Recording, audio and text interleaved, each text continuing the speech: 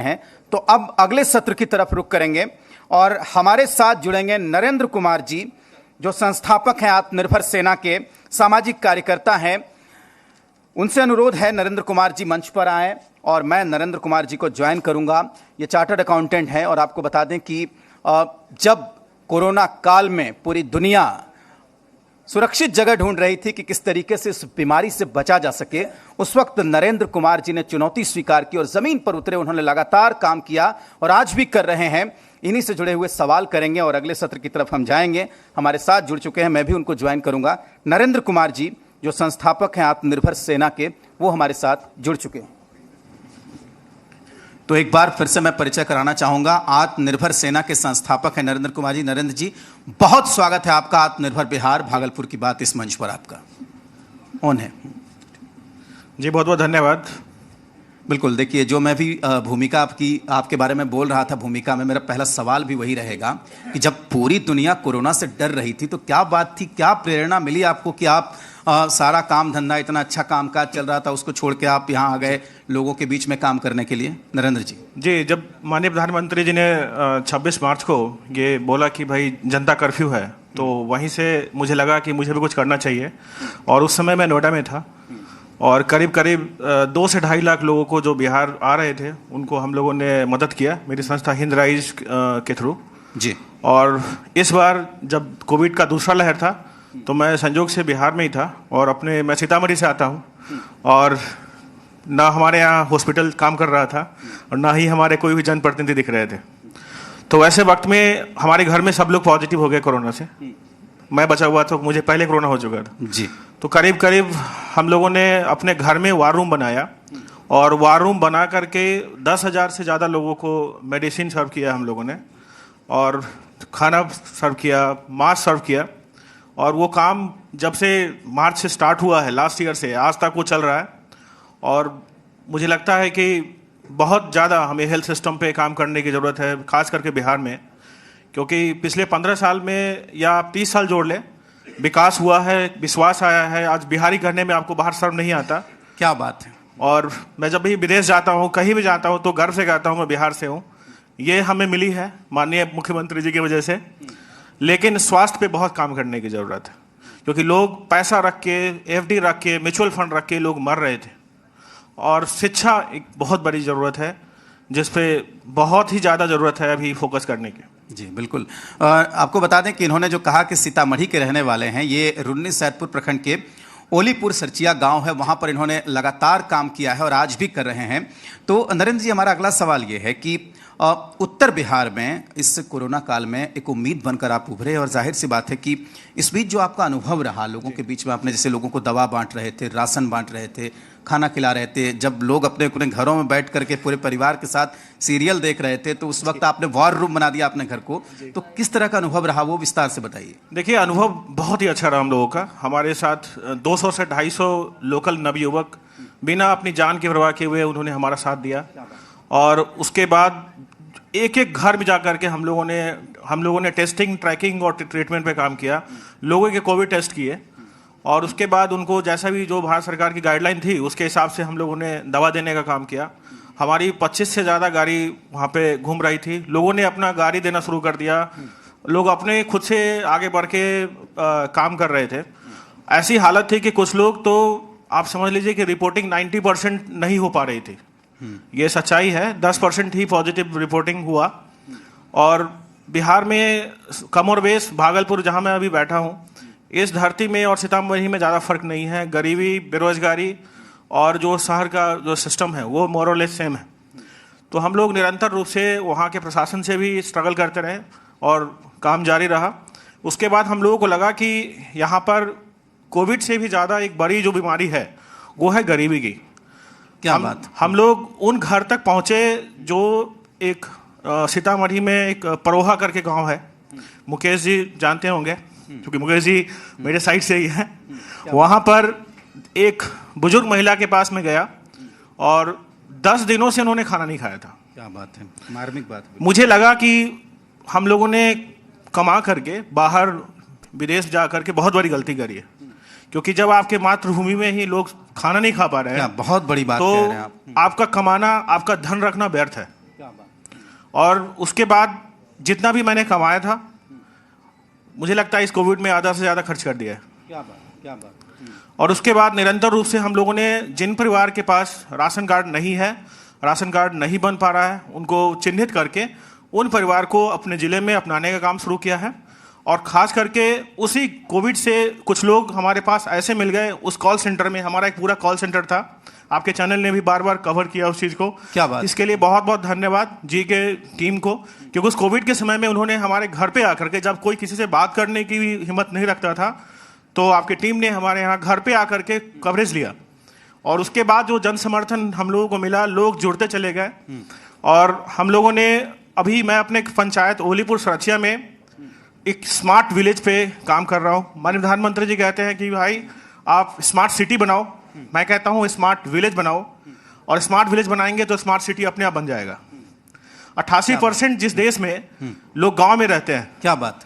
और उस गांव को आप कैसे भूल सकते हैं? आज आप शहर की बात करते हैं कि शहर को स्मार्ट बनाओ, सब लोगों ने शहर की बात करी, लेकिन दुख है कि गांव को पहले स्मार्ट बनाना पड़ेगा। तो मैं अपने संसाधन के साथ और जो मेरे साथ लोग हैं, हम लोग अपने गांव में हॉस्पिटल का काम शुरू कर चुके हैं। वो 100 बेड का हॉस्पिटल है और एक इंटीग्रेटेड एक स्कूल बन रहा है, जिसमें हमारे जो पंचायत में जो लोग हैं, जो खास करके जो महिलाएं हैं, अब आप गौर से देखेंगे, मुझे थोड़ा टाइम दे तो जो भी लड़कियां हमारे यहाँ 10वीं 12वीं पास कर जाती है या ग्रेजुएट हो जाती है जी, दिल्ली जाए, वो सूरत जाए, मुंबई जाए, उनकी शादी हो जाती है। आप सोचिए उनका क्या हाल होता है। उसके बाद फिर से उनको खाना ही बनाना पड़ता है, चाहे वो कितनी भी पढ़ ले। बिल्कुल। ये बिहार का हकीकत है। हम लोग उनको ट्रेन कर रहे हैं, हम लोग उनको स्किल बना रहे हैं, ताकि वो जा करके किसी भी शहर में जहां भी होंगे उनको हम लोग काम दिलाने का पूरा प्रयास करेंगे।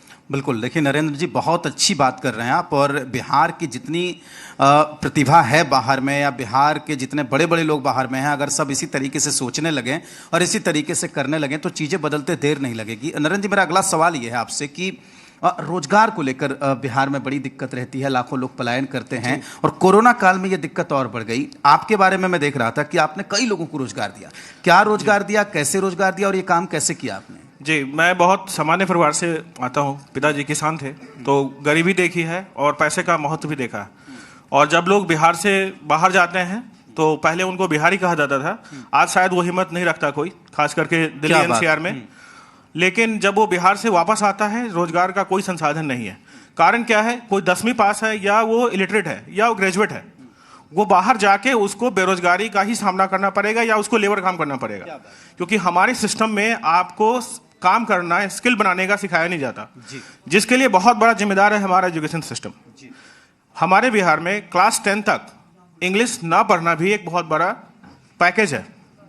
माननीय उप मुख्यमंत्री जी यहाँ पर है, इस पर काम करने की ज़रूरत है। सर, जब हम लोग, मैं खुद हिंदी मीडियम से पढ़ा हूँ, और जब मैं बिहार से बाहर जाता था तो मुझे अकॉर्डिंग सिलेबस का मतलब नहीं पता होता था। और विगत कुछ सालों की मेहनत की वजह से मैं इंग्लिश चैनल पे भी इंटरव्यू दे लेता हूँ, इंग्लिश लिख भी लेता हूँ। तो ये संभव नहीं है, मैं सबसे उम्मीद नहीं कर सकता।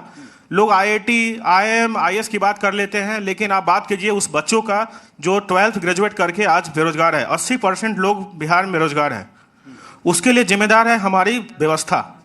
किसी सरकार की जिम्मेदारी नहीं बनती, हर नागरिक की जिम्मेदारी बनती है कि इंग्लिश अगर ऑप्शनल है तो इंग्लिश पढ़ना पड़ेगा आपको। जी, जितने लोग यहाँ बैठे हैं वो पूछ सकते हैं अपने आप से कि क्या इंग्लिश क्लास 10th में जरूरी नहीं है? बिल्कुल जरूरी है, क्योंकि भाषा हम जानेंगे अच्छा रहेगा। भाषा जानेंगे अच्छा रहेगा, हमारा विकास होगा।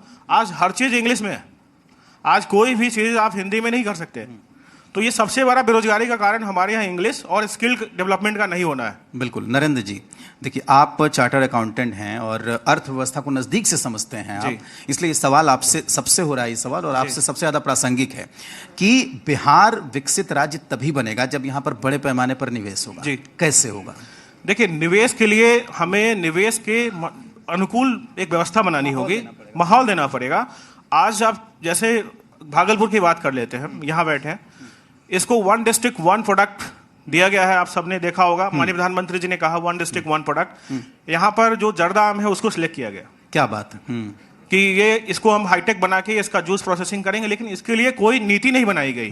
राज्य सरकार या मंत्री जी हैं, उनकी जिम्मेदारी है और उसको लेना पड़ेगा हमें। लेकिन इसके लिए अगर हम सिल्क को वन डिस्ट्रिक्ट वन प्रोडक्ट बनाए भागलपुर में, तो मुझे लगता है कि उत्तर और दक्षिण बिहार दोनों का ही जो बेरोजगारी की समस्या है वो खत्म हो सकता है। यहाँ पर आपको वन विंडो क्लियरेंस देना पड़ेगा सारे स्टार्टअप्स को, टैक्स बेनिफिट देना होगा। आज मैंने आपके चैनल के माध्यम से पहले भी कहा है, जो बिहार का औद्योगिक नीति है उसको बदलने की जरूरत है। आज बिहार में अगर आप उद्योग लगाते हैं तो आपको 10 लाख रुपए का इंसेंटिव है, शायद आप भी नहीं लगाना चाहेंगे यहाँ उद्योग। नहीं, आप कुछ सुझाव रख सकते हैं, सुन रहे हैं माननीय मुख्यमंत्री और मंत्री जी सुन रहे हैं। पॉलिसी अप टू कंपटीशन होना चाहिए। अगर कोई एंटरप्रेन्योर जापान से या यूएस से आता है तो वो कंपेयर करता है कि मुझे किस स्टेट में लगाना चाहिए, तो वो चला जाता है गुजरात, वो चला जाता है कर्नाटका, क्योंकि वहां पर टैक्स इंसेंटिव्स है, वहां पर आपको इनकम टैक्स में बेनिफिट है, आपको लैंड फ्री में मिलता है। मैं खुद इंडस्ट्री लगाने की सोच रहा हूँ काफी समय से, लेकिन मैं नहीं लगा पा रहा, तो मैंने घर से अपना एक कॉल सेंटर स्टार्ट कर लिया। क्या बात। लोगों को ये बताना पड़ेगा कि एक सिस्टम है, आप बिहार आइए, एयरपोर्ट से यहाँ इस ऑफिस में आना है, यहाँ से आपको हम सारी क्लियरेंस करके देंगे, आपको जमीन देंगे, आपको गारंटी देंगे, जैसे माननीय प्रधानमंत्री जी ने मुख्यमंत्री रहते किया था गुजरात में, कि आपको हर चीज मिल रहा है जी। तभी कोई इंडस्ट्री आकर के यहाँ लगाएगा, क्योंकि अब हमारी कमोवेश लॉ एंड ऑर्डर अच्छी है, हमारे पास इंफ्रास्ट्रक्चर भी पहले से बहुत अच्छा है। अगर आप बाकी स्टेट में भी जाए, गुजरात के गांव में जाए, तो कमोवेश हम लोग समानता में अब आ रहे हैं। जरूरत है पॉलिसी की कि आप जो गवर्नमेंट के रूल्स, जो लॉज हैं, उनको लिबरलाइज कीजिए, स्टार्टअप को आने दीजिए। यहाँ जॉब करना, गवर्नमेंट जॉब करना लोगों की आदत बन गई है हमारे यहाँ। बिल्कुल। नरेंद्र जी, ये आत्मनिर्भर सेना क्या है, इसके बारे में थोड़ा बताइए। आत्मनिर्भर सेना, जो माननीय प्रधानमंत्री जी बार बार कहते हैं कि भाई आत्मनिर्भर भारत, और उसके लिए वो पूरी कोशिश कर रहे हैं। हम लोग उसी से प्रेरित होकर के उनके योजनाओं को जन जन तक पहुंचाते हैं, ब्लॉगिंग करते हैं हम लोग, स्टेज शो करते हैं, और जो भी युवा है हमारे, उनको हम लोग स्केलिंग और अपना बिजनेस कैसे करें उस पर ट्रेनिंग प्रोग्राम हमारा चलता है। जब लोग ज़्यादा से ज़्यादा अपना बिजनेस करेंगे तभी ज़्यादा से ज़्यादा रोजगार होगा, और तभी हम आत्मनिर्भर बिहार, आत्मनिर्भर भागलपुर या किसी जिले की बात कर पाएंगे। बिल्कुल। देखिए, आपसे पहले भी कई लोगों ने कहा है, इसी बात पर मैंने सवाल भी किया था कि आत्मनिर्भर भागलपुर कैसे बनेगा, आत्मनिर्भर बिहार कैसे बनेगा। तो आप तो लगातार काम कर रहे हैं, आत्मनिर्भर सेना बना रखी है, तो उस पर कुछ अपनी मांग भी रख सकते हैं और कुछ सुझाव भी आप दे सकते हैं। देखिए, मांग मेरी ये है कि जो माननीय उप मुख्यमंत्री जी हैं, इनके पास नगर विकास भी है और वित्त भी है, तो स्टार्टअप को थोड़े से पैकेजेस की जरूरत है सर, कि लोग यहाँ आकर के इंडस्ट्री लगाए। और चूंकि प्रधानमंत्री जी का बात तभी सही हो पाएगा जब हम सब मिलकर काम करेंगे, और कोशिश जरूर है, धरातल पे पहुंचाने की कोशिश हर आदमी कर रहा है, लेकिन अब इसमें एक रैपिड इंजन की जरूरत है और एक रैपिड पॉलिसी चाहिए कि 2 दिन में आपको सारे अप्रूवल्स मिलेंगे, स्टार्टअप को फंड मिलेगा, और निश्चित तौर पर हर डेवलपमेंट के लिए हर एक डिस्ट्रिक्ट वाइज आपको अथॉरिटी बनाना पड़ेगा, जैसे बाकी स्टेजेस और बाकी कंट्रीज में है कि डेवलपमेंट का काम डीएम का नहीं होता, इंडस्ट्री डेवलपमेंट का काम।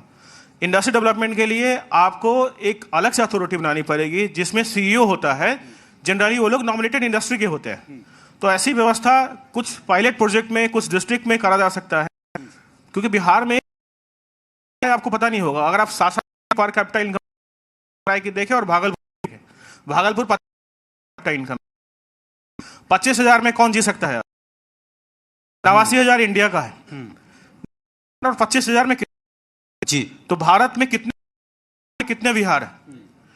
तो इस गैप को कम करना होगा और इंडस्ट्री लगनी चाहिए। भागलपुर तो काफी सारे लोग जो सिल्क और टेक्सटाइल में हमारे एक्सपर्ट हैं, में और बाकी जगहों पे, दिल्ली में, नोएडा में काम करते हैं, सारे लेबर, सारे स्किल सेट आपको यहाँ अवेलेबल हो जाएगा। लेकिन सिल्क में आज भागलपुर को आपने कहा सिल्क सिटी, लेकिन सिल्क सिटी धरातल पे नहीं है। आपका टॉप 10 में कहीं कोई स्थान नहीं है, आपका एक्सपोर्ट में कोई स्थान नहीं है, 200 करोड़ की सिर्फ इंडस्ट्री है। सच को कबूल करना पड़ेगा और आगे बढ़ना पड़ेगा। हाँ, तो हम लोग उसी पे काम कर रहे हैं, जितना हो सकता है धरातल पर पहुंचाने की कोशिश करेंगे, और समय समय पे सरकार तक अपनी बात पहुंचाते भी हैं, और अपने लेवल पर अपने गांव को तो डेवलप कर ही दूंगा, इतना तो भगवान ने कैपेसिटी दिया हुआ है। बिल्कुल। देखिए, और कई गांव जब मिलेंगे तो एक जिला हो जाएगा, कई जिले मिलेंगे तो एक राज्य हो जाएगा, और कई राज्य मिलेंगे तो एक देश हो जाएगा। चलिए, सवाल अगला ये है नरेंद्र जी आपसे, कि अभी शिक्षा का जिक्र हो रहा था, लेकिन एक सेहत की बात छूट रही है। आपने भी कहा कि कोरोना काल में ही आप आए, आपने काम शुरू किया, तो हेल्थ सेक्टर में, क्योंकि हम देखते हैं कि आप एम्स के बाहर चले जाएं, दिल्ली में सफदरजंग के बाहर चले जाएं, तो लंबी लंबी लाइन बिहार के लोगों की रहती, उसको कैसे दुरुस्त करें? देखिए, हमारे बिहार में 10,000 लोगों पर सिर्फ 2.5 बेड है 10,000 पर, और इंडिया में 10,000 पर 6 है, और ग्लोबली जो भारत सरकार का रिकॉर्ड है उसके हिसाब से 10,000 पे 6 बेड होना चाहिए, सॉरी 31 होना चाहिए ग्लोबली, जो भारत सरकार ने माना है इस चीज़ को। कुछ एक स्टेट इसको पार कर चुके हैं। तो ज़रूरत यह है कि सरकार के साथ साथ जो प्राइवेट सेक्टर के लोग हैं, जो एनआरआई है, जो बड़ी बड़ी बातें करते हैं, उनको भी एक सस्ता हॉस्पिटल अपने गांव या पंचायत में या जिले में लगाना चाहिए, तभी ये गैप खत्म होगा। हर चीज़ आप सरकार से उम्मीद नहीं कर सकते, क्या बात। जनता को भी करना पड़ेगा। जो लोग सक्षम हैं, हमारे बिहार के हैं या बाहर रह रहे हैं, आपके चैनल के माध्यम से अगर वो सुन रहे हो तो उनको इस पर फोकस करना चाहिए, क्योंकि कितना दिन ही वो बाहर रह ले, उनको अंत में यही आना है। बिल्कुल नरेंद्र जी, बहुत शुक्रिया आपका कि खुलकर आपने बात की और आपने समय दिया, तमाम सवालों का जवाब दिया, और यहाँ से एक रास्ता भी दिख रहा है हमें। बहुत शुक्रिया आपका। धन्यवाद, धन्यवाद आप सबका। बिल्कुल नरेंद्र जी, बहुत शुक्रिया। और आपको बता दें कि ये आत्मनिर्भर सेना के संस्थापक हैं और लगातार हमारा सत्र चल रहा है। नरेंद्र जी अपना स्थान ग्रहण करिए, और बेबाकी से इन्होंने तमाम सवालों का जवाब दिया है। आपको बता दें कि अब हम अगले सत्र की तरफ जाएंगे, और आपको अब तक जो तस्वीर है हमारे कार्यक्रम की वो बिल्कुल साफ हो गई होगी आपके सामने। आपने देखा कि किस तरीके से